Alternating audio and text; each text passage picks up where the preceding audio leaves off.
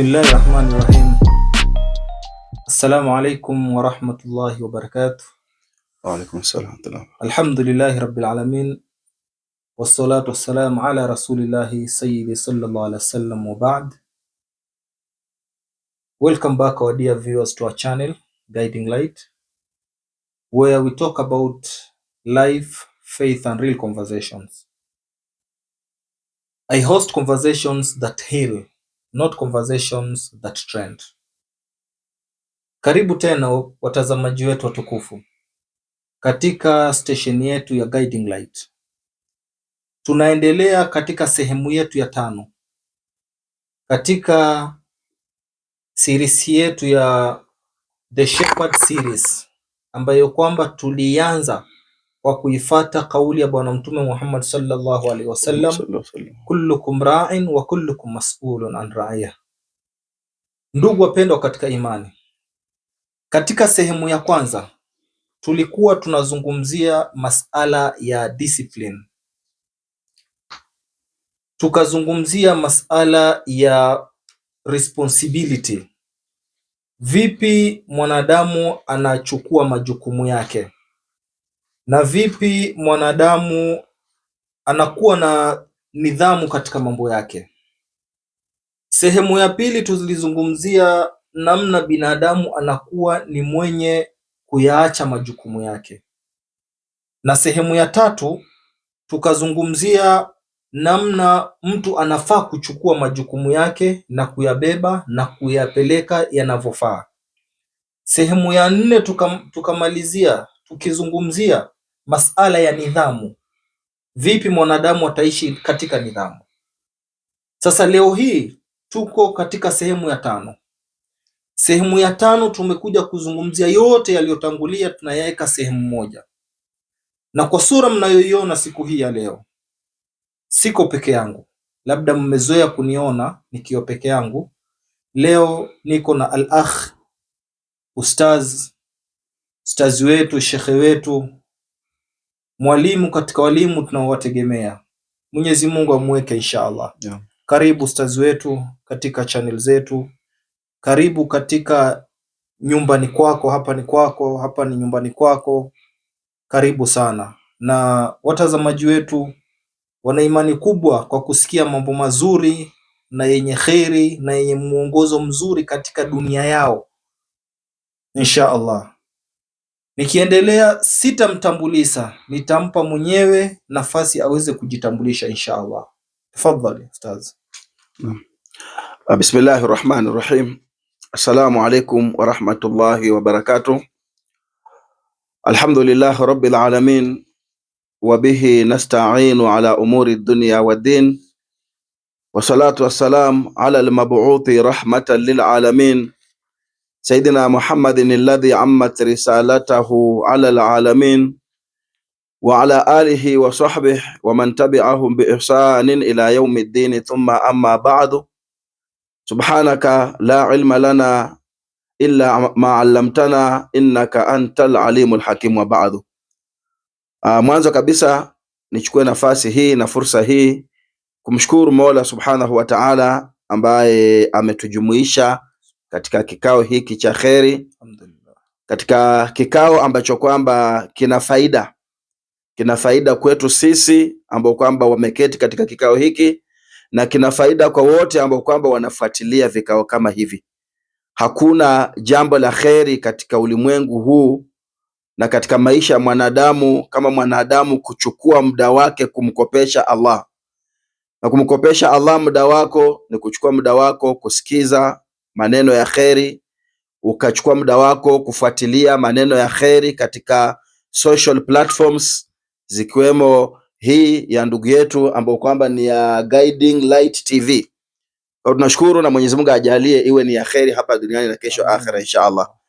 Pili, tuchukue nafasi kuomba rehma na amani za Mwenyezi Mungu zimuendee kiongozi wetu, mwalimu wetu Mtume Muhammadin sallallahu alayhi wasallam. 3, nimepewa nafasi na al-akh ndugu yangu kufanya introduction, na mimi najulikana kama Sheikh Abdallah wa Shali Musa. Mimi ni imam na mimi ni dai, Dai manake mlinganizi, mwenye kulingania katika mambo ya kheri, mambo ya Allah subhanahu wa ta'ala. Na imam, mimi ni imamu wa msikiti wetu wa Jamia, msikiti ambao kwamba unapatikana katika mji wetu wa Mumias. Na mji wa Mumias unajulikana kwa historia yake ya Uislamu. Ni mji ambao kwamba una historia pana katika masala ya Uislamu, na ni mji ambao kwamba uliukaribisha Uislamu kwa mara ya kwanza katika Western region kwa ujumla. Uislamu ukawa unaingia katika mji wa Mumias, ndio ukaweza kutapakaa katika sehemu zingine. Kwa hivyo nashukuru na hudumu katika msikiti wa Jamia Mumias kama imam, na ninazo pia nafasi zingine za uongozi. Kwa vile leo tunazungumzia masala ya uongozi, ninazo sehemu zingine pia ambapo kwamba nimezishikilia za uongozi, kando na kuwa imam wa Jamia Masjid Mumias ambapo kwamba ni Mumias West Sub County, na mimi pia sehemu za Mumias East Sub County ambapo kwamba ndio nyumbani, mimi ni secretary wa maimam wa CIPK. Secretary wa CIPK means Council of Imams and Preachers of Kenya. Kule Mumias East pia kuna organization ambayo kwamba inasimamia mambo ya Uislamu, inaitwa MEMCO. MEMCO ni Mumias East Muslim Community Organization. Hii pia ni shirika linaendesha mambo ya Uislamu Mumias East. Mimi ni secretary wa huko, na pia huko kuna ule mshikamano wa wahubiri katika madhehebu tofauti, wakiwemo Waislamu na Wakristo, ambao kwamba inajulikana kama Interfaith. Kule Mumias East pia kuna Interfaith ambao kwamba maimamu na mapasta huketi pamoja kuzungumzia mambo ya uongozi. Mimi pia ni secretary wa Interfaith Mumias East Sub County. Asanteni sana. Tunashukuru kwa utambulisho huo. Inavyotuelekea ni kwamba mada na mwenye kuzungumza ni watu wawili ambao kwamba wameshikana.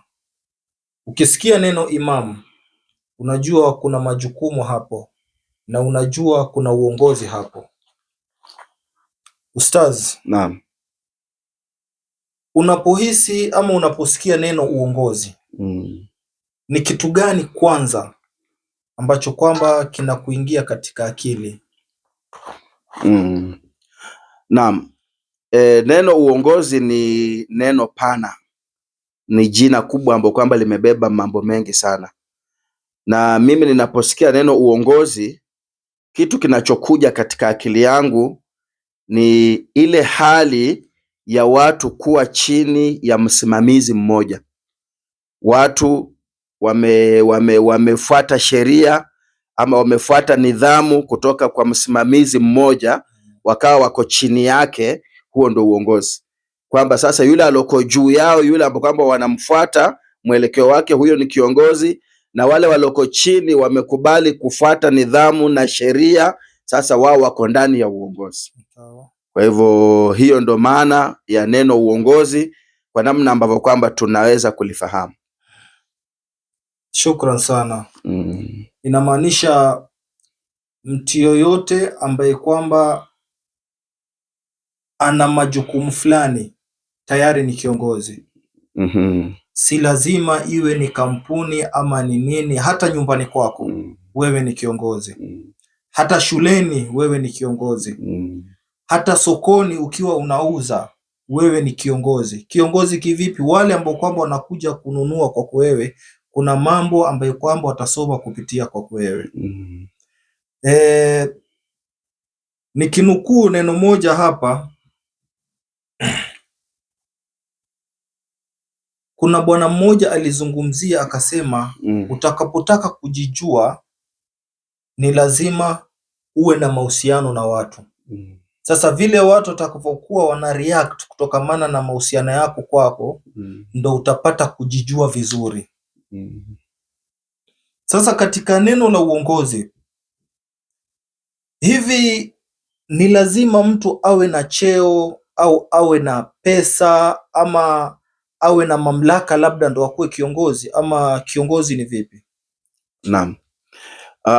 Jambo hili la uongozi ni jambo ambalo kwamba limemshika kila mtu na liko kila mahali.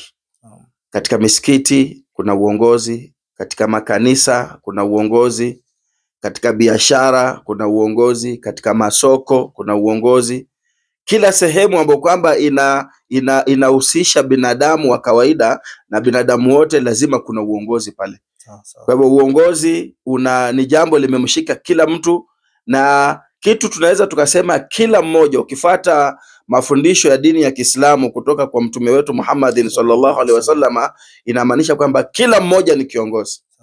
Hata utakapokuwa wewe unafanya kazi na unaona labda uko chini ya uongozi fulani, lakini wewe binafsi kuna mahali wewe unaongoza. Unaweza ukawa kazini unaongozwa, lakini nyumbani wewe ndio unaongoza. Unaweza kuwa nyumbani wewe ndio unaweza kuwa wewe ni kiongozi, ukitoka kuna mwingine anabakia pia anakuwa kiongozi. Ndivyo alivyosema Mtume, kullukum ra'in wa kullukum mas'ulun an ra'iyatihi, kwamba kila mmoja wenu ni mchunga, kila mmoja wenu ni mchungaji, na kila mmoja wenu atakuja kuulizwa yale ambayo kwamba alikuwa akiyachunga.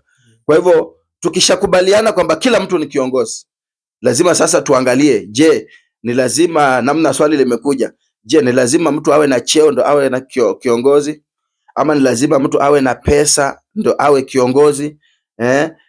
Hizi hazihitajiki kwa uongozi. Wewe unapokuwa kiongozi tayari ni cheo ushakichukua automatically. Unapokuwa kiongozi pale nyumbani, wewe ni cheo ushavalishwa automatically na Mwenyezi Mungu.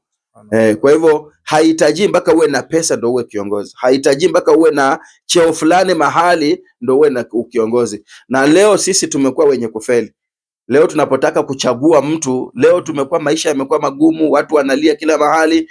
Mtu anachaguliwa wakati amekuwa mtu kwenye kiti, baada ya miaka 2-3 wanaanza kupiga kelele hafai, wanamtaka mwingine. Ule mwingine akiwekwa hata maliza miaka 5 hafai. Kwa nini? Sisi tunapotaka kuchagua kiongozi hatuangalii sifa za huyu mtu ambaye kwamba tunamweka. Je, anastahili kuwa kiongozi? Bali tunafeli, tunaangalia huyu mtu ako na pesa, nikiwa njaa nitakimbia kwake atanipatia. Huyu mtu ako na cheo fulani mahali, anatabulika. Kwa hivyo yule mtu akiingia pale anajua mimi niliingia hapa sababu nafaa. Kumbe maskini hakuwa nafaa, sababu hakuwa na zile sifa. Kwa hivyo haimaanishi lazima uwe na cheo ndio uwe kiongozi, ama lazima uwe na pesa na mali ndio uwe kiongozi, bali wewe wakati utakapokuwa na zile sifa za kuweza kuongoza watu, hata pale nyumbani, maana hata ukiwa baba pale nyumbani kuna sifa lazima uwe nazo ndio uweze kuongoza ile nyumba yako. Ukiwa mama pale nyumbani, Mtume ameeleza katika hadithi, wal mar'atu ra'iyatun an bait zawjiha, mwanamke pia ni kiongozi katika nyumba ya bwanake wakati bwana ameondoka. Kwa hivyo yule mama atakapokuwa na sifa za mzuri za kuongoza nyumba, watoto kwa ujumla, mzee kama ametoka, baada atakuwa amesilihi na amekubalika kuwa ni kiongozi. Naam. Kwa ufahamu huo, hata yule mfanyakazi ambaye kwamba yupo katika nyumba hiyo, kiendelea kwa hadithi hiyo hiyo ya Bwana Mtume Muhammad sallallahu alaihi wasallam, yule mfanyakazi ambaye kwamba yupo katika nyumba kama hile, pia yeye ni kiongozi kwa yale majukumu ambayo kwamba amepewa. Ndugu wapendwa katika imani, nukta muhimu ya kufahamu aliyoitaja ndugu yetu, nukta ya unapotaka kuchagua kiongozi, ametaja sehemu nzuri sana ambaye kwamba ninapenda tuwe ni wenye kuifahamu. Usiangalie yale matunda ambayo kwamba ako nayo, usiangalie yale neema ya pesa na nini ambaye kwamba ako nayo ndo uchague. Hapana, angalia zile quality, zile sifa ambazo kwamba zinampelekea mtu kuwa kiongozi. Hizi ndo vitu ambavyo kwamba lau tutaangalia binadamu, na hii hatutaangalia labda kwa upande ya dini hii ama dini hii, ile personality, mtu na tabia zake. Je, anafaa, anaweza kuongoza katika dunia kama hii ama hawezi? Ndugu wapendwa katika imani, Ustaz, labda utueleze labda katika kufanya kwako kazi au katika maisha yako, kuna kitu ambacho kwamba ama kuna mtu ambaye kwamba alikuwa ni mwenye kukuvutia katika uongozi wake, katika mambo yake, yani ni mtu, yani ni kitu gani ambacho kwamba kinakuvutia katika uongozi wako, yani kinakupelekea ukafata system fulani katika uongozi wako? Asante sana, swali mzuri sana hili, kwamba wakati mtu anapokuwa ni kiongozi mahali, lazima huwa ameshawishika na yeye pia na akafikia katika ile hali ambapo kwamba amefikia kuwa kiongozi. hata katika uongozi wa kisiasa ambao kwamba sio wa kidini, kabla mtu aende asimame kama kiongozi aombe wananchi kura, huwa kuna mahali labda ameangalia akashawishika, mimi natamani nifike ama nifanye namna fulani anavyofanya, ndio kesho pia akasema acha mimi nisimame pia niwe kiongozi. Na hivyo hivyo upande wa dini watu hushawishiana na watu hushawishika. Mimi kama kiongozi, mimi uongozi wangu mwanzo kabisa nilishawishika na mtume wetu Muhammad sallallahu alaihi wasallam, because hakuna, ukisoma mafundisho ya kidini ya Uislamu utakuta mtume Muhammad alikuwa ni kiongozi, na alikuwa ni kiongozi ambao kwamba haangalii jamaa yake, haangalii mke wake, anaangalia umma mzima. Uongozi wake alikuwa hata ikipatikana makosa imefanywa, mtume Muhammad alikuwa yeye yale makosa atayachukulia ni makosa, hata kama ni mtoto wake amefanya makosa yale. Hata nakumbuka wakati mmoja walipomkujia Makureish wakimuomba mtume shafaa kwa bwana ambao kwamba alikuwa amefanya makosa. Kuna ukiswa bwana alifanya makosa na wakaenda kwa mtume, yule bwana alikuwa achukuliwe hadi, alikuwa achukuliwe hatua ya kisheria ya kidini. Wale mabwana akamwambia mtume, akamwambia tunaomba uturahisishie, utufanyie shafaa hii hadi ambayo kwamba imeandikwa huyu mtu wetu asipatwe na hii hadi. Mtume akakasirika, mtume akageuza macho yake mtume alikuwa akikasirika macho yanakuwa mekundu.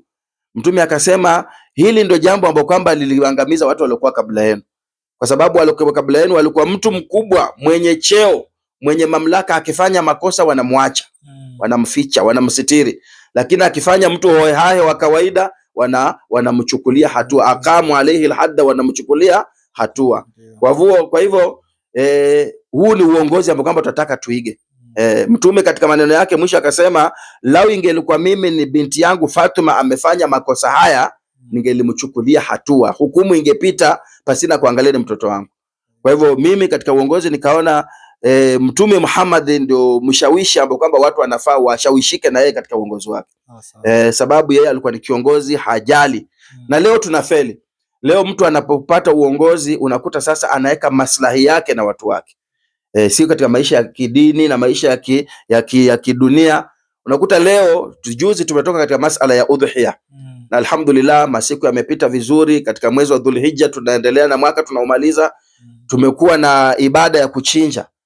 Tumekuwa na kashfa mpaka kwenye social media, imeonekana baadhi ya watu, baadhi ya viongozi wa kidini wakikashifiwa kwamba walipewa amana ya ng'ombe wapelekee jamii fulani ama watu fulani wakafanya kinyume. Hii ni sana kwamba yani mtu hataki kufuata namna uongozi inavyotakikana, na hajashawishiwa na mtu kule mbele akaweza kujaribu kumkopi na kumfuata yule mtu. Nakuta mtu amepewa amana, ng'ombe hizi kaenda kazichinja, gawanya. Imetokea kiswa tumekisikia mpaka mmoja katika viongozi unasikia mtu amepewa mang'ombe, amechukua zile ng'ombe amepeleka mahali kwa kina bibi. Limetokea hili, tumelisikia. Masikitiko haya, imesikika kwamba kuna mtu amepewa mang'ombe amepeleka, amechukua mang'ombe na mambuzi za sehemu fulani, atakanafikisha sehemu fulani, yeye amepeleka nyumbani kwake. Yametokea haya. Kwa hivyo ni sababu ni kwamba sisi hatutaki kuangalia wale viongozi walioko mbele yetu tukawakopi, tukawaiga. Kwa hivyo mimi binafsi nilishawishika na uongozi wa Mtume Muhammad sallallahu alaihi wasallam, na nikasema katika uongozi wangu, pamoja na kuwa hatuwezi kuwa kama mtume, lakini tutajaribu katika uongozi wetu kumuiga Mtume Muhammad sallallahu alaihi wasallam. Kisha pili, nikimalizia katika swala hili, aliyenishawishi pia zaidi katika uongozi wangu ni wale mashekha ambao kwamba wamenilea. Tumesoma kwa mashekha ambao kwamba walichukua muda wao kutusomesha na kutulea, na tumeona wakifanya kazi.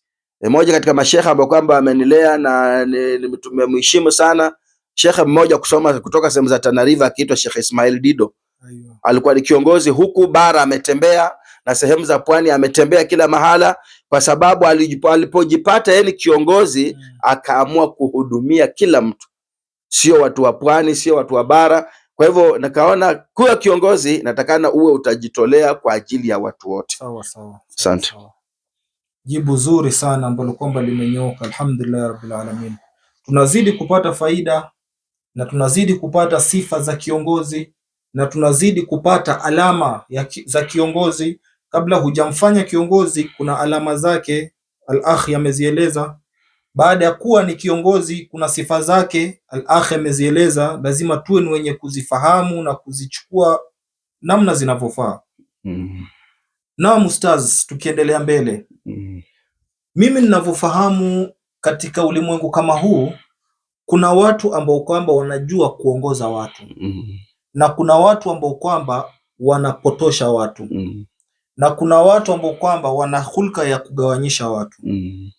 Hivi kuna uwezekano mtu akawa ana ile influence mbaya kupotosha watu lakini mwenyewe akawa hajijui labda? Naam, swali mzuri sana, kwamba mtu mathalan amejipata ni kiongozi na yeye alivyokuwa ni kiongozi ikawa yeye anaathiri watu, anapoteza watu, anaelekeza watu visivyo, na ile hali yeye hajijui. Hili linawezekana, hili linawezekana because one, wewe unapokuwa kiongozi lazima uelewe kwamba wewe ni kioo cha jamii. Kila mmoja anakuangalia wewe. Kwa hivyo wakati pale kwa uongozi wako, hata kama umenyamaza, haujaambia watu kitu, lakini kuna steps watu wanazichukua kutoka kwako. Kuanzia kwenye mavazi yako, kuna steps watu wanachukua. Kuanzia kwenye maongezi yako, interaction yako na watu. Kwa hivyo utakapokuwa kiongozi, mfano kama sasa shekhe, kiongozi, watu wanakuangalia, watu wanakufuata, unapatikana wewe pia umevaa ma-t-shirt yamekubana, umevaa malongi yamekubana, umeingia sehemu za anasa hizi, wewe pia unapiga starehe, itakuwa kuna watu watasema kama kumbe shekhe anaweza kuja mahali kama hapa, mimi pia naweza nikafanya. Kwa hivyo utakuwa ushaanza kuinfluence wale watu bila hata wewe kujua una influence watu. Ile tu muonekano wako unaanza kuinfluence watu, unaanza kuathiri watu. Kwa hiyo inamaanisha wakati utapojaliwa kuwa ni kiongozi, na tulivyosema sisi sote ni viongozi, lazima uangalie ukiwa pale kiongozi, lazima uwe kwa line yako. Lazima uwe kwa steps zako, so that ukiwa baba pale nyumbani usije ukaathiri watoto. Unaweza ukainfluence watoto wakainuka hawajui hata kuvaa, sababu wewe baba ni mtu mzima lakini haujui hata kuvaa. Leo ni mara ngapi tumeona, mimi mara mingi husema katika mifano, leo utakuta mtu mzima amevaa suruali na t-shirt ama shati, kisha ile fulana ama ile longi yake ameifungia chini ya makalio. Wewe ni baba, unavaa longi unaifungia chini ya makalio. Pale nyumbani watoto watakuona namna gani? Wale watoto hata kabla hujaongelesha kitu wataanza kujua huu ndo mfumo ambao kwamba watu huvaa. Babangu kama anavaa hivi, sisi pia tutakuwa tunavaa hivi. Kwa hivyo ushaanza kuathiri watoto kwa utovu wa nidhamu, kwa mavazi mabaya, kwa sababu wewe mwenyewe haujakaa kwa laini yako. Kwa hivyo unapokuwa kiongozi lazima ujue kwamba pale mbele hata kabla hujaongea kuna watu wanakufuata na kuna watu wanakukopi. Wakati ukiteleza ukaingia katika laini mbaya, utakuwa unaanza kuathiri watu na kuvutia watu katika yale mabaya unafanya. Na wakati utabakia katika laini yako ya uongozi na mipaka yako ya uongozi, kuna watu watakuwa wanaiga zile laini ambapo kwamba unapitia na zile mipaka zako, na watu wanaanza kukuwa na desturi mzuri na nidhamu mzuri kwa sababu wamekuiga wewe. Uswatun hasana alivyosema Mtume sallallahu alaihi wasallam. Nikinukuu hadithi moja naam, ya akiitwa sahibu sirri nabi Hudhaifa ibn al-Yaman. Naam, hii hadithi alianza akisema kana nasu yasaluna Rasulullah sallallahu alaihi wasallam anil khair wa kuntu as'aluhu anil sharri makhafatan an yudrikani. Sasa kuna kipengele alipoenda mbele akasema inna kuna fil jahiliyati wa sharri fajaana Allah bihadha alkhair. Akimuuliza Mtume fahal baada hadha alkhair min sharri qala, Mtume akasema qala naam. Alivyokuwa akieleza inamaanisha ni kwamba katika kuna zama ambazo kwamba itakuwa kuna watu ni viongozi na katika viongozi kama hao wanakuongoza na utakapowaitikia kufata katika njia zao wanaweza kukutia katika nini? Katika jahannam. Waliyadhu billahi min dhalik. Mtume akaieleza akasema duatun ala abwabi jahannam. Yani kuna duat watakokuwa wanadai, wanalingania, wanafanya kazi za da'wa, wanafanya kazi za dini, lakini usipokuwa makini na kuangalia na kujua ni kitu gani wanafanya, watakutia katika moto wa jahannam. Sasa ni juu yako wewe pia. Nakumbuka katika mada tulifanya juzi katika Eidul Adha nilikuja nikafanya video moja fupi nikazungumzia tupo katika wakati ambao kwamba sisi wenyewe tunahitaji kuingia katika vitabu. Kila mtu ana umuhimu wa yeye mwenyewe kusoma na kuingia katika vitabu. Kwa sababu gani? Kwa sababu sasa hivi kuna influence nyingi. Kuna watu ambao kwamba wanajiona ni mashehe na wao si mashehe. Kuna watu ambao kwamba wanajiona ni wasomi na wao si wasomi. Sasa wewe ambao kwamba utakuwa huna usomi, ukianza kuwasikiza, wana ufasaha kweli, akizungumza na ufasaha, ukianza kumsikiliza na kumnini, utajikuta unamfuata na unamchukua na kuingia mzima mzima bila ya wewe kujua, kwa sababu kosa kwako kusoma inakupelekea wewe unaona huyu ndo kiongozi nafaa tufaa, kumbe hana sifa zote za nini, za uongozi. Sasa hiyo pia ni katika influence ambayo kwamba ni mbaya, inamfanya mtu aweze kuathirika na kiongozi ambaye kwamba si kiongozi. Naam ustaz, tukiendelea mbele katika uongozi kama huu, kwa maoni yako nidhamu na kuwajibika, discipline and responsibility, zina nafasi gani katika uongozi? Kuwajibika, kuwa mwajibikaji na kuwa na nidhamu, zina nafasi gani katika uongozi yani? Naam. Hivi sifa mbili, nidhamu na kuwajibika, ni sifa ambazo kwamba lazima ziwe za kwanza kwa kiongozi. Ndio. Manake kiongozi bila nidhamu sio kiongozi. Sawa sawa. Na kiongozi bila kuwajibika sio kiongozi. Huwezi sema wewe ni kiongozi na hauwajibiki. Unahitajika uende upitishe jambo fulani na hauwezi kwenda kulipitisha. Madamu ushapewa uongozi wewe umekaa basi, itakuwa wewe sio wewe, haujatimu kuwa kiongozi. Kwa hivyo nidhamu na kuwajibika ni masharti ambayo kwamba, ama ni sifa ambazo kwamba lazima sisi tunapotaka kumweka kiongozi mahali tuangalie huyu mtu nidhamu yake iko sawa, maadili yake yako sawa. Na nidhamu ni mtu ambaye kwamba ana maadili mazuri. Akiwa hana nidhamu, hana adabu, hafai kuwa kiongozi. Ndio ile msemo mmoja katika watu wema waliopita wakasema, man laysa lahu adabun fahuwa qirdun. Mtu ambaye kwamba hana adabu, yeye ni kama nyonda, yeye ni kama tumbili. Sababu mtu mwenye adabu na nidhamu atajua natakikana nifanye hili, natakikana niende hivi, natakikana ni interact hivi na watu. Huwezi uona kiongozi, mtu mfano kiongozi kisha anatukanana na watu barabarani. Hii nidhamu hamna. Na uonekana kuna baadhi ya watu utawakuta mtu ni kiongozi, lakini kama ni kiongozi atakana unanyamaza. Wakati mwingine unanyamaza, sukutu jawabu. Unanyamaza uache watu waongee, lakini watu mfano umetukanwa na mtu pia unaanza kumtukana pale pale, unajibishana. Hata kama mtu atakuwa anapita atasema mbona wale wendazimu wawili wanakorofishana, kwa sababu wewe mtu amekutukana barabarani, wewe pia ukaanza kujibizana, mkatupiana matusi. Kwa hivyo nidhamu itakukontrol kwamba utajua mimi kama kiongozi sifai kujibishana na huyu, sifai kufanya hili, sifai kufika hapa. Kwa hivyo nidhamu ni kitu cha maana kwa viongozi. Na tunawasihi viongozi wote, kuanzia kwa viongozi wa kidini na viongozi wa kiserikali, viongozi wa kidunia, kisiasa, kila mmoja ajaribu awe na nidhamu. Kila mmoja ajaribu awe na nidhamu. Sisi ni role model, sisi viongozi. Watoto wanatuangalia. Kwa hivyo wakati utakapokuwa wewe ni kiongozi na hauna nidhamu, tulivyosema katika swali la 4, utaanza kuinfluence wale watu wako nyuma yako. Wataanza kupotea na kutojua mwelekeo kwa kupitia kwako. Kwa hivyo lazima tuwe na nidhamu na lazima tuwajibike. Kuwajibika ni kwamba mimi vile ni kiongozi najua kwamba kuna kitu natakikana nifanye, nisingoje kuambiwa kwenda kulifanya. Kuna pati natakana nicheze katika uongozi wangu. Kiongozi sio kuketi tu. Tusome watu wema waliopita. Mmoja katika watu wema, Saidina Umar ibn al-Khattab radhiyallahu ta'ala anhu, alikuwa ni kiongozi mwenye nidhamu na kiongozi mwenye kuwajibika.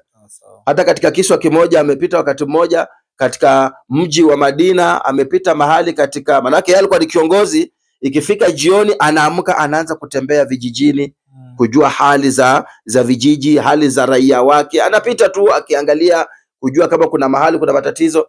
Sio kama sisi ukishakuwa kiongozi ukifika jioni unaingia nyumbani unajifungia, akija mtu kwako anabisha, unaambia watoto mwambie hayuko na uko ndani. Hauwajibiki. Lakini Saidina Omar yeye alikuwa akifika jioni anatoka anaanza kutembea. Siku moja anatembea, anapita katika nyumba ya mama mmoja ya watu wa Madina, anakuta mama katika nyumba watoto wanapiga makelele. Sauti za watoto karibu 3 4, huyu analia, yule analia, yule analia. Saidna Omar akabisha, akaingia katika nyumba. Alipoingia katika nyumba ile, akamkuta yule mama ameketi pale kando, watoto wanalia upande huu mwingine. Yule mama ameweka chungu kwenye meko, anapika. Saidna Omar akamuuliza mama, kuna shida gani? Mbona watoto wanalia, kelele nazisikia kutoka huko na hapa unaona unapika, kuna shida gani?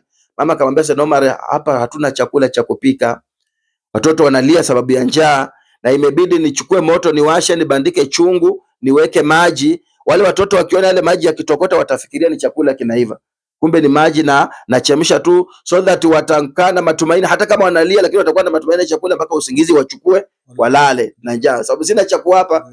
Saidna Omar kuonesha kuwajibika kwake, lile jambo lilimgusa. Na kiongozi atakana zile uwe una feel zile situations watu wanapitia, unahisia. Kwa hivyo Saidna Omar akawa na hisia, akawa na uchungu, akatoka pale, akaenda akachukua chakula katika Baitul Mal, akabeba chakula akaja nacho, akamletea huyu mama, akamwambia wache nipike mwenyewe. Akapika kile chakula, kikaiva, akakisavu kwa mama na watoto, sababu ya kuwajibika. Kwa hivyo unapowajibika utakuwa kiongozi. Wala hautohitaji wewe mwenyewe, utapowajibika sifa zako kama kiongozi mwema zitajulikana, wewe ni kiongozi mwema. Lakini usipowajibika utakuwa wewe ni kiongozi, umekaa hapo, miaka yako ikitoka hauna faida uliaileta pale, hakuna athari umeleta katika sehemu ile, unaondoka. Ukiondoka ndo sasa unaanza kutajwa kwa ubaya. Kwa hivyo lazima viongozi wawe na nidhamu, na lazima viongozi wawe wenye kutake responsibilities, kuwajibika. Asante. Ndio, na hakuna wa kumfuata kama Bwana Mtume Muhammad sallallahu alaihi wasallam. Ukiangalia katika uongozi wake alivyokuwa akitangamana na watu wazima, alivyokuwa akitangamana na Waislamu, alivyokuwa akitangamana na wasiokuwa Waislamu, alivyokuwa akitangamana mpaka na watoto, alikuwa anaenda na mtu kulingana na hicho kiwango chake. Anaenda na watu kulingana na walivyo. Anajua wakati huu nitakuwa hivi, wakati huu nitakuwa hivi. Hizo ndo sifa za kiongozi. Na kwa kina mama ambao kwamba watapata bahati ya kutazama nini kama hii, nenda ukamsome Sayyidatuna Aisha radhiallahu anha, namna alivyokuwa akiishi na Bwana Mtume Muhammad sallallahu alaihi wasallam. Alipokea hadithi nyingi sana, alikuwa mwanachuoni, alikuwa msomi, na alifanya kazi nzuri sana katika dini. Kamsome Sayyidatuna Aisha na upate kumjua mwanamke naye anafaa kujipamba na sifa gani. Inshallah al-akhi al-karim. Naam. Labda kwa mfano ukitokezewa umewekwa pahali kuna vijana tutawaita kwa jina la Gen Z wanapoitwa siku hizi, ni wengi ambao kwamba wana uchu au wana kiu cha kupata kujua ushauri, kupata ushauri kwako wewe. Labda unaweza ukawashauri vipi kwa masala ya uongozi? Naam. Asante sana. Leo dunia na ulimwengu unatawaliwa na vijana. Vijana siku hizi wamechangamka, wameamka. Vijana wa leo sio kama vijana wa jana. Vijana wa jana miaka zilizopita ilikuwa mtu anaweza mkuta mtu miaka 20, miaka 25, lakini bado kwa vile hawakuwa wamechangamka kama vijana wa leo, unakuta bado yuko nyuma, kuna mambo mengi hayajui. Lakini leo vijana wa leo wamechangamka, na kitu kinachowachangamsha si makosa wao kuchangamka, sababu ile environment ambayo kwamba tuko ndani inawaforce wachangamke. Wawe watu wa kutaharaka. Na sababu ya ile hali, masimu siku hizi zimeleta mambo mengi, social media zimeleta mambo mengi, na hali tulizoko ndani. Kwa hivyo unakuta sasa vijana majenzi wamekuwa na akili kali, wamekuwa na mambo ambayo kwamba hata wazazi sangine ushangaa. Kwa hivyo labda kama tunaweza pata nafasi wa kuwashauri na kuwanasihi hawa vijana majenzis, ni kwamba number one, wao pia wakubali kuingia katika uongozi. Because wao viongozi mnaoona saa hizi hawatabakia viongozi milele. Hawa viongozi naona mababa zetu, watu waliko mbele, ni watu pia miaka inasonga. Na wao watakapofika muda wao wa kutoka, vile wanaondoka mmoja mmoja, sisi kukubali kuwa viongozi, tutabakia hatuna viongozi. Ama mtu atoke sehemu nyingine aje awe kiongozi mahali hapo kwamba labda haelewi mila na desturi za sehemu ile. Kwa hivyo majenzi wote lazima, pamoja na ujenzi wetu na usomi wetu, lakini pia tukubali kuwa na sisi tunaweza beba jukumu la uongozi. Na tukishakubali, nafasi zikitoka uongozi mahali tuwanie. Tusibaki tu mimi siwezi kuania kiti fulani, imepatikana nafasi, wania. Vijana wapewe nafasi waongoze. Katika dini, soma dini yako. Umeona shekhe pia, kuwa na relationship mzuri na shekhe. Siku moja mwambie shekhe, bwana nina darasa kidogo, nipatie nafasi na mimi nikupe na nitoe darasa. Ndio ile sasa unaanza kujitia makali ya uongozi. Kesho wakati shekhe ametoka na wewe umesoma kiasi umejaliwa na una ile experience yako mzuri, unaweza kuwa kiongozi katika sehemu ile. Kwa hivyo viongozi vijana tunawashauri ba Gen Z tujaribuni sisi pia kujizoesha uongozi mapema, ili uongozi ukifika kwamba sisi ma Gen Z tutakatua viongozi, tukubali tuwe viongozi. Tusikimbie na tusikatae kuwa viongozi. Then huku nyuma hata tukiwa ma Gen Z lazima turudi pale pale tuliposema kwamba sisi sote ni viongozi na lazima tuwe na nidhamu. Ma Gen Z lazima tuwe na nidhamu, na sisi pia tuweni watu wenye kuelewa. Tufanye mambo ambayo kwamba yanaendana sawa na nchi na vile hali ilivyo. Usikuje na jambo ambapo kwamba si la kawaida, watu wakaanza kushangaa, ukaanza kutrend kwenye social media kwamba umefanya kitu cha ajabu. Itakuwa unajitoa timing, unajitoa sifa za uongozi. Because wakati unaanza kutrend kwa mambo ya ajabu, leo tunaona kwenye mitandao watu wana trend kwa uhalifu, watu wana trend kwa mambo mabaya. Wewe utaona umetrend, lakini kesho itafika mahali labda unaonekana unafaa upewe jambo usimamie, watasema lakini huyu si ni yule alitrend mwaka jana kwa sababu ya uhalifu fulani. Watu wanakukumbuka. Itakuwa sasa ushakosa hiyo nafasi. Kwa hivyo lazima uongozi ukija tuwanie. Tuwe tayari ma Gen Z kuwa viongozi. Na huku chini kabla hatujafikia uongozi, na sisi tujaribu kujua haya tunayafanya na kuenda tunavyoenda, kutembea tunavyotembea, inaweza ikatu affect kesho tukitaka uongozi, na inaweza ikatusupport kesho tukitaka uongozi. Kwa hivyo ma Gen Z lazima tukaeni macho na tujueni kwamba sisi pia tutajikuta katika uongozi siku moja. Lazima wajitayarishe. Lazima wajitayarishe. Usikae ukijua siku zote utakuwa nyuma. Kuna siku uta step hapo mbele na Mwenyezi Mungu atakukabidhi kitu. Atakukabidhi mamlaka kabisa. Inshallah Ustaz, twashukuru kwa mawazo yako. Twashukuru kwa maelezo yako. Twashukuru kwa muda wako. Twashukuru kwa yote ambayo kwamba Mwenyezi Mungu amekujalia ukatuwezeshe, ukatupa sisi inshallah. Na inshallah kwa watazamaji wetu, maneno ni mazuri. Umepewa sifa za kiongozi. Umepewa sifa za kiongozi ambazo kwamba ni nzuri, na umeelezwa uchague kiongozi anayefaa. Utakapojua sifa za kiongozi, utakapomuona hana sifa kama hizo, utamjua huyo hafai kuniongoza. Kwa hiyo huyu nisimweke katika sehemu za uongozi. Haya yote ni kwa ajili ya kutusaidia sisi katika maisha yetu. Ustadh ameacha labda shughuli zake akakuja sehemu kama hii kwa kutusaidia tuweze kufungua akili zetu na mawazo yetu ili tuweze kufikisha gurudumu kama hili. Kwa mambo ya uongozi, kuna watu ambao kwamba wanaleta nuru katika jamii. Kuna watu ambao kwamba wanaleta vigawanyo katika jamii. Na kuna watu ambao kwamba wanapoteza jamii. Sasa ni jukumu letu sisi kama jamii kuwajua na kuwafahamu ni kina nani kwa sifa hizi ambazo kwamba tumeelezwa kwa siku yetu ya leo. Nitatoa shukurani tena kwa Ustaz na nitamkaribisha inshallah siku nyingine. Ustaz, tukikuomba tunakuomba uje katika studio zetu inshallah. Kama mapungufu utaona leo, basi siku nyingine kuja, kwa sababu hapa ni kwako, huko nyumbani. Kama kuna mapungufu chukua kama ni mapungufu yetu sote, kwa sababu la muhimu ni hili la kufikisha jambo ambalo kwamba liko wazi. Inshallah ndugu zangu wa Kiislamu na wasiokuwa wa Kiislamu, yaliyofundishwa ni mazuri na ni mengi. Mimi ni wenu wa kawaida, host wenu Muhammad bin Hassan al-Ahdali. Niko naye al-akh al-karim Ustaz al-Sheikh Abdallah Musa Washiali katika Guiding Light TV. Usikose kushare message kama hii ili wapate kufata faida wengi inshallah. Na inshallah Mwenyezi Mungu atubariki.